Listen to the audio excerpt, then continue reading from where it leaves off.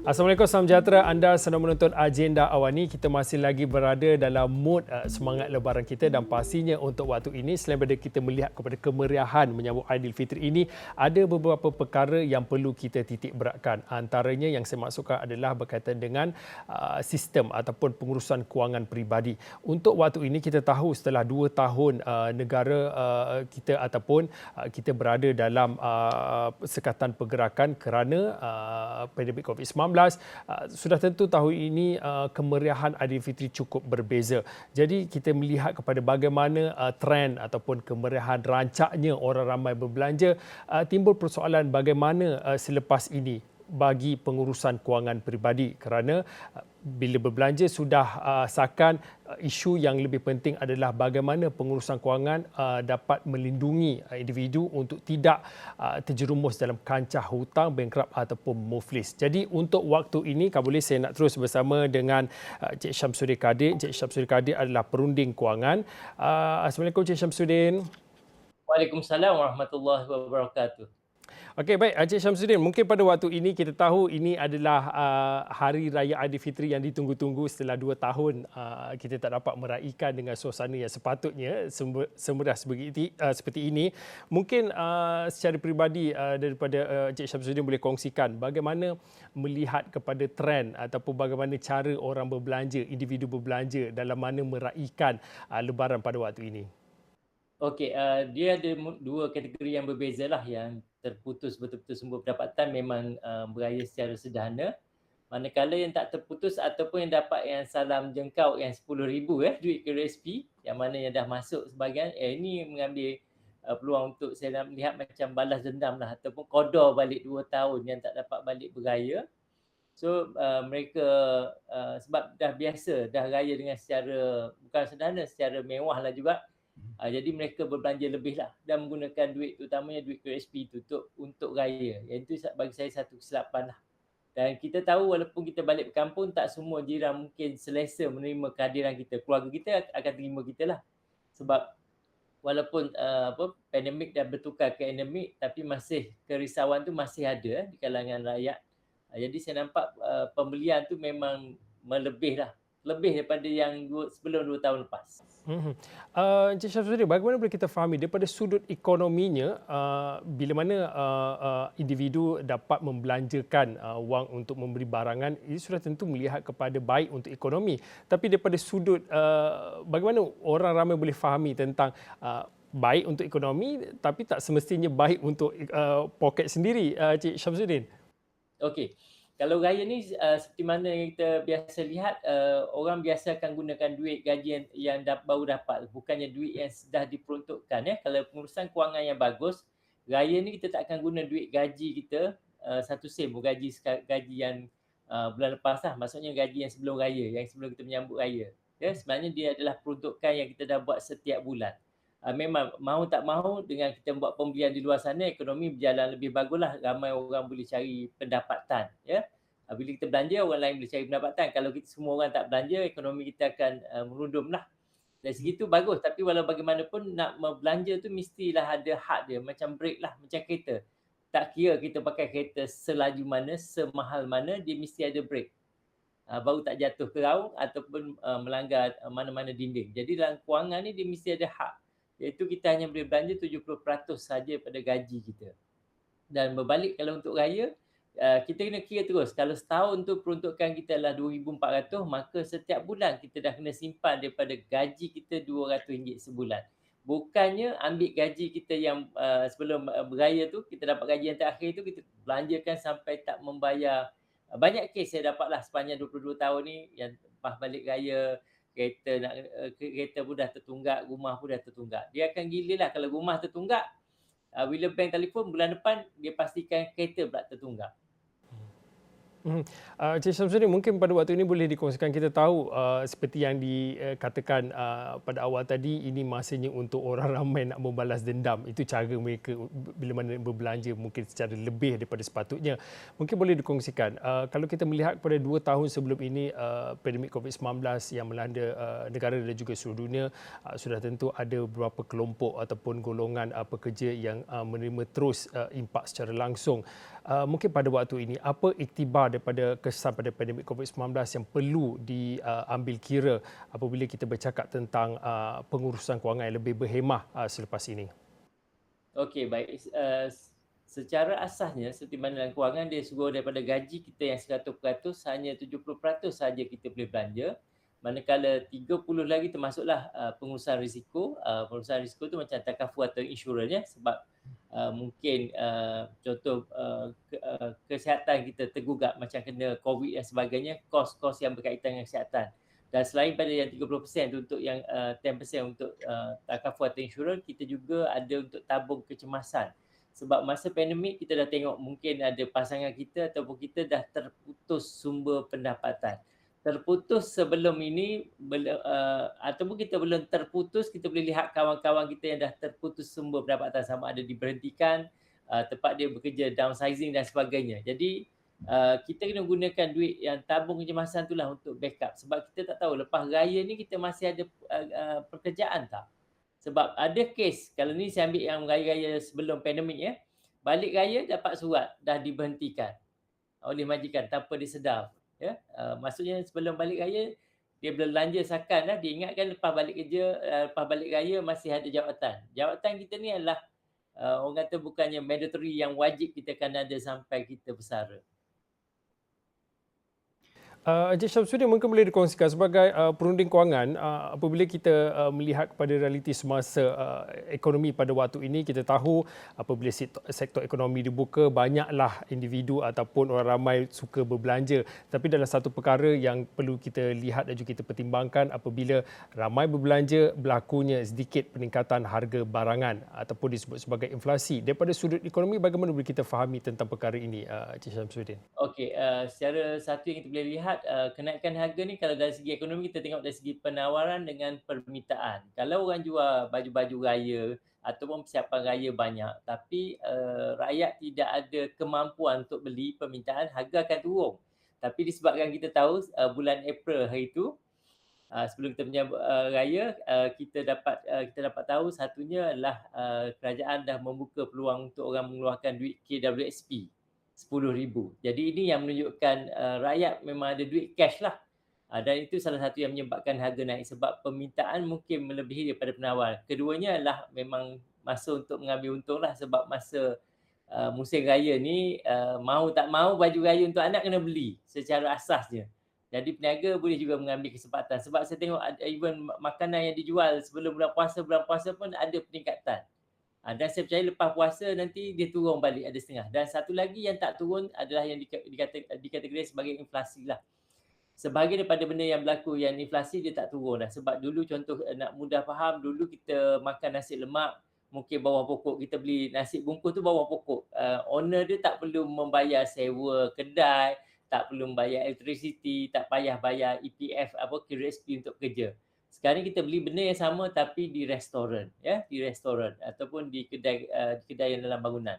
Itu salah satu yang menyebabkan inflasi. Maknanya secara asasnya, dan kita tahu harga hartanah semakin naik. Jadi penyewaan kedai, tempat dia akan jadi semakin naik daripada tahun ke tahun.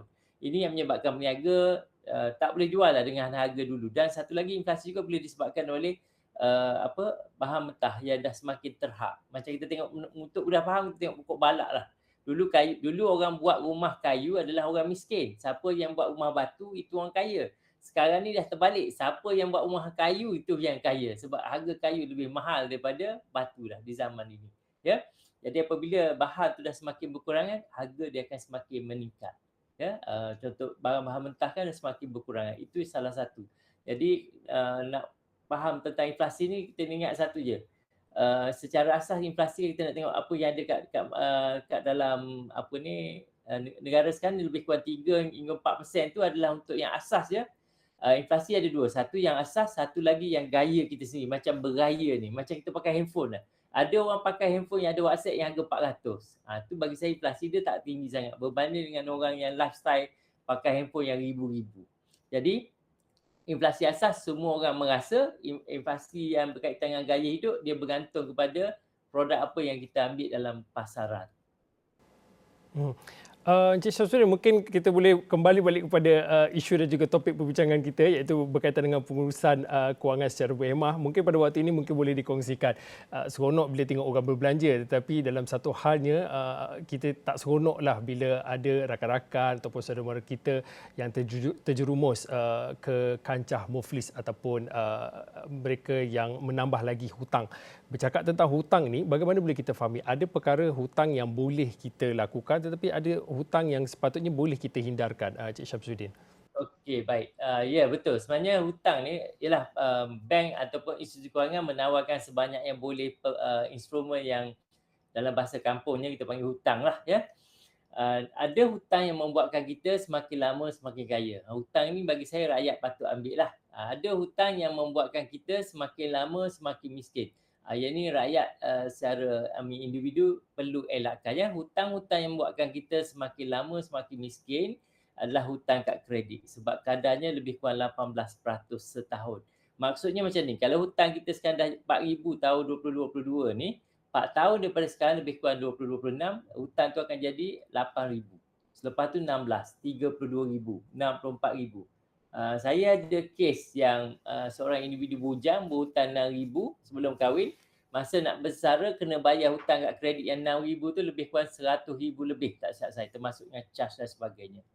Itu yang pertama. Yang kedua, macam kita buat pajak gadai ataupun Ahranu. Walaupun nampak dia macam murah, secara asas kebanyakan di antara 9 hingga 24% dia punya charge setahun. Jadi ini juga yang boleh membebankan. Kan biasa kita tengok orang wanita terutama belum raya dia dah pergi tebus emas dia untuk pakai raya. Lepas raya pergi gadai pula. Ini kesilapan besar lah. Sepatutnya kalau dah tebus, dah cukup dah. Jangan gadai semula. Kecuali kita betul-betul dalam keadaan terdesak.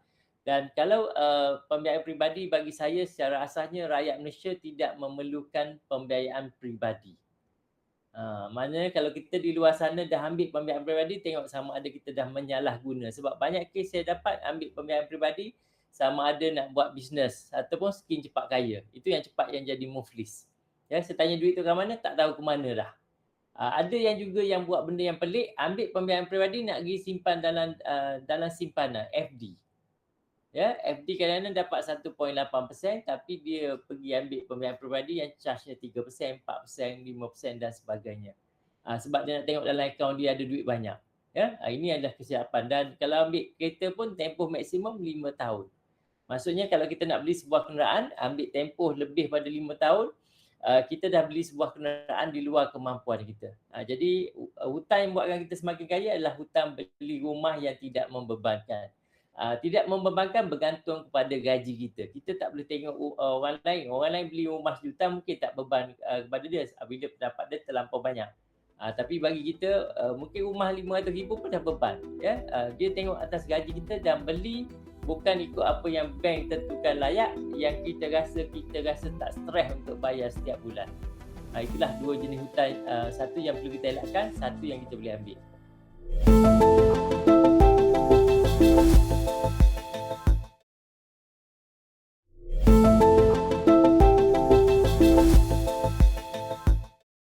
Baik, mungkin pada waktu ini kita tahu pada bulan lepas bila ada kebenaran untuk pengeluaran wang KWSP, malah ada tambahan bagi mereka yang layak untuk memohon bagi bantuan keluarga Malaysia yang diberikan oleh kerajaan. Mungkin boleh dikongsikan daripada sudut cara orang berbelanja ini satu hal yang kemudian kita bercerita tentang hutang. Mungkin pada waktu ini boleh dikongsikan belanjanya sudah, bagaimana pula untuk menyimpan. Khususnya apabila tadi disebutkan perlu melihat kepada kesihatan, kecemasan, itu antara perkara-perkara yang perlu dipertimbangkan ya, seperti yang Cik Syamsuddin kongsikan. Mungkin pada waktu ini cara-cara untuk individu ataupun orang ramai perlu fikir bagaimana mereka perlu menyimpan untuk hari ataupun pada masa akan datang. Okey, baik. Kalau ikut kajian tak silap saya Bank Negara suatu ketika dahulu, daripada setiap 4 orang, 3 orang tidak dapat menyimpan walaupun RM1,000 ya. Itu sebenarnya kalau tengok rakyat Malaysia secara realiti, kita tengok belanja sakan. Tak ada ke duit RM1,000? Makan fast food pun banyak, right? Jadi sebenarnya adalah teknik kita menyimpan tu mungkin salah ya. Jadi kalau selama ni kita guna teknik yang tak betul, bukan maksudnya kita tak boleh simpan, kita tak ada duit. Cuma teknik kita yang salah. Okey, teknik yang kita boleh buat yang paling asas kalau kita belum buat, boleh buat kita buat si hijau ataupun si oren. Si hijau ni adalah setiap kali kita dapat duit RM5, yang warna hijau tu tuan, jangan belanja. Jangan belanja ya, ataupun si oren. Pilih salah satu, masuk dalam tabung yang tak boleh dibuka oleh di bawah. Kalau kita beli tabung yang boleh buka tu, recycle punya tabung memang tak penuh-penuh. Okey, itu satu. Yang kedua, kita boleh buat standing instruction kepada unit amanah ke atau unit trust tu, kita buat terus. Setiap bulan dia tolak pada akaun kita. Ya, okey. Kalau yang tu pun kurang ni, kita boleh ambil yang macam contoh setengah pelaburan yang ada pembiayaan. Financing supaya setiap bulan kena bayar bulan-bulan. Dan kalau yang tu pun macam rasa tak boleh nak buat atau mampu, kita boleh buat satunya tukar dalam bentuk emas. Ni dah dibuat oleh orang dulu. Cuma orang dulu dia akan beli emas perhiasan. Okey, itu bagus bagi saya. Cuma di zaman ini untuk menyimpan, kalau dalam bentuk duit ni kita masih tak boleh nak berdisiplin. Maklumlah sekarang ni pasar raya dah masuk dalam bilik tidur dah dengan handphone. Dengan handphone kita tu pasar raya dah kat situ dah. So itu lagi cepat untuk menghabiskan duit. Jadi apa yang perlu kita lakukan, salah satu tukar dalam bentuk yang susah sedikit untuk kita berbelanja, terutama online, iaitu emas. Ya. Kalau wanita tak boleh nak beli, nak lebih bagus, kita beli dalam bentuk jongkong dengan dinar, sebab jongkong dinar ni kita nak preserve the value. Kita nak simpan value je. Kalau kita beli emas biasa, kita bayar dengan upah tu, upah design tu design ni. Jadi bila kita jual, kos upah dah buang, lepas tu kos untung kedai pula dia akan ambil 2 kali ya. Jadi kalau kita nak pakai memanglah beli emas biasa lah. Tapi kalau untuk nak menyimpan jongkong ataupun dinar, sebab design ni memang dia tak ada, secara rasanya there is no cost for upah lah. Sebab dia tak ada buat bentuk lain, bentuk yang bulat tu ataupun square.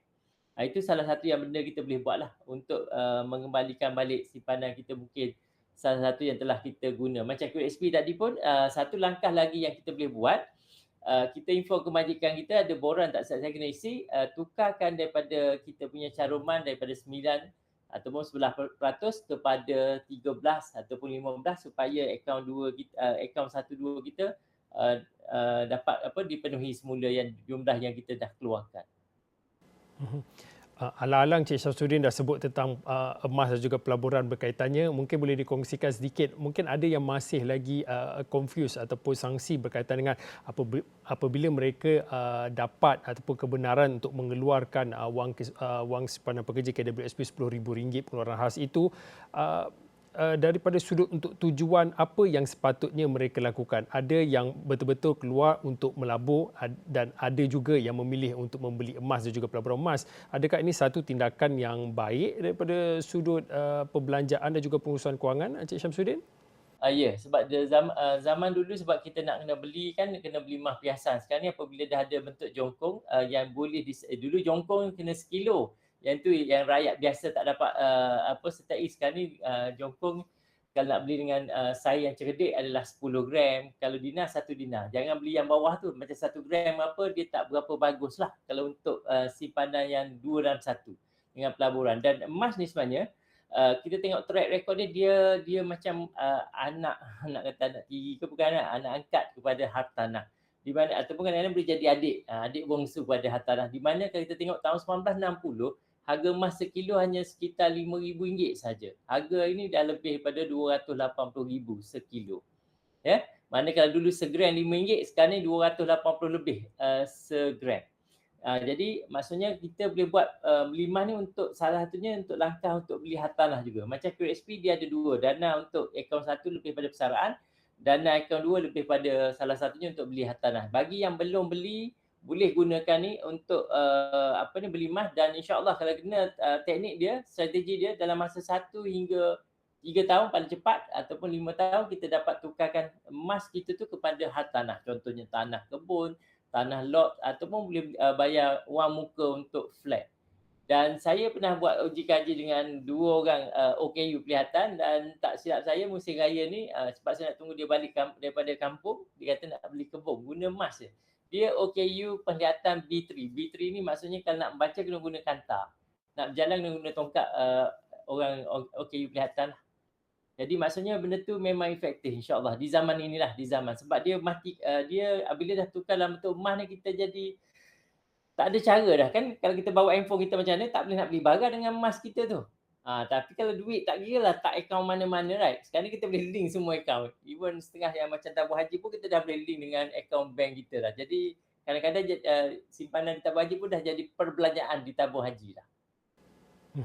Seronok sebenarnya apabila mendengar tips-tips pengurusan kewangan daripada Encik Syamsuddin, seolah-olah kita berada dalam bengkel ataupun seminar pengurusan kewangan. Okey, baik, lebih kurang dalam 2-3 minit yang akhir ni mungkin boleh dikongsikan akhirnya apabila kita bercakap tentang pasca ataupun kita masih lagi meraihkan semangat lebaran kita pada waktu ini, mungkin akhirnya mungkin boleh dikongsikan nasihat kepada orang ramai untuk melihat kepada pentingnya pengurusan kewangan supaya kita ataupun supaya orang ramai tidak terjerumus dalam kancah muflis, bankrupt ataupun hutang yang tidak sepatutnya berlaku. Mungkin secara keseluruhan boleh dikongsikan pada waktu ini, Encik Syamsuddin.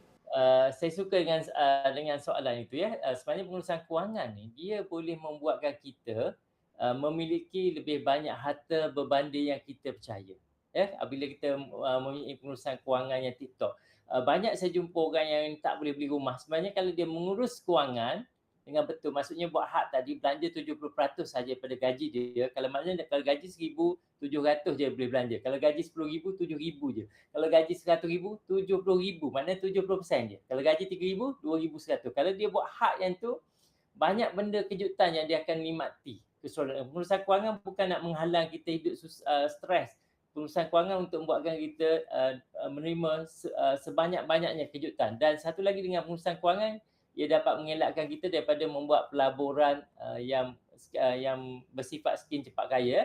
Di zaman ini tentang emas pun banyak skim cepat kaya. Berhati-hati. Kalau kata tak ada tempat upah simpan tu percuma, tidak ada benda percuma lagi di dunia. Kecuali air pun dah kena bayar, right? Air kita nak minum dulu, udara je masih percuma. Lain pada tu ada kos untuk syarikat itu. Walaupun dia kata percuma, berhati-hati.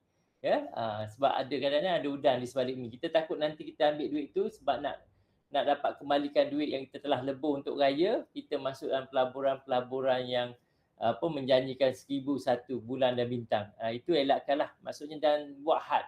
Perbelanjaan kita mesti 70% saja.